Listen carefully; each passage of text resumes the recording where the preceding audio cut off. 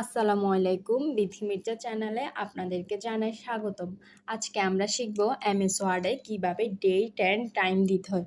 আমরা অনেকেই ডেট এবং টাইম দিতে পারি, কিন্তু হচ্ছে যে আমরা এখান থেকে ডেট অ্যান্ড টাইমের উপরে নতুন কিছু টপিক শিখব।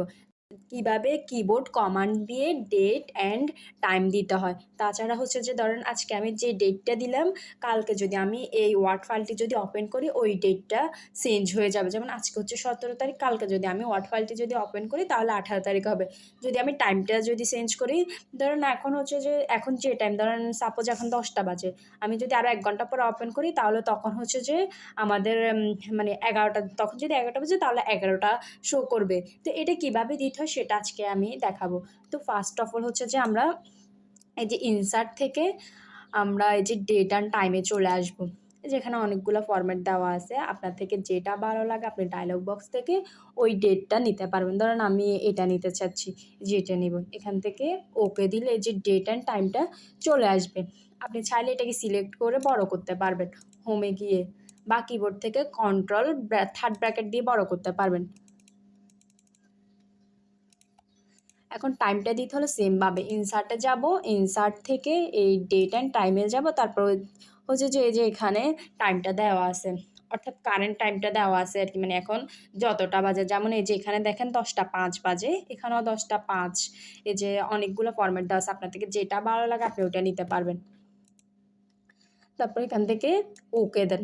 ওকে দিয়ে অবশ্যই আমাদের ফাইলটি সেভ থাকতে হবে। সেভ থাকার পর আমরা কিছুক্ষণ পর ফাইলটা ওপেন করব। এই যে এখান থেকে সেভ দিব,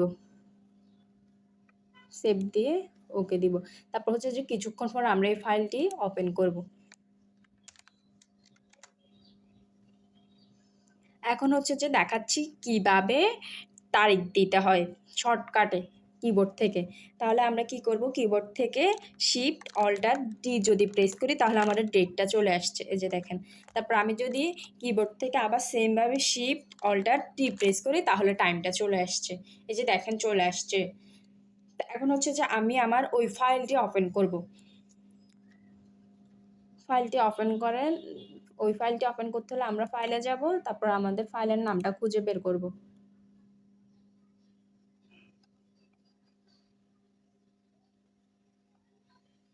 এই যে কারেন্ট ডেট এটা ছিল, ওপেন করব। এই যে দেখেন এখন 10টা 7 বাজে, এই যে 10টা 7 টাইমটা চলে আসছে। তো তাহলে কি করতে হবে আপনাদেরকে, ইনসার্টে যাব, ইনসার্ট থেকে এই যে ডেট অ্যান্ড টাইমে যাব, তারপর হচ্ছে যে এখান থেকে আপডেট অটোমেটিক্যালি এটা যদি ওপেন করে দেন তাহলে হচ্ছে যে আপনার মানে অটোমেটিক টাইমটা চলে আসবে, অর্থাৎ যতটা বাজে ওই টাইমটা চলে আসবে। এটা আপনাদের যদি অফ করা থাকে তাহলে জাস্ট এখান থেকে অন করে দিবেন, তারপরে ওকে দিবেন।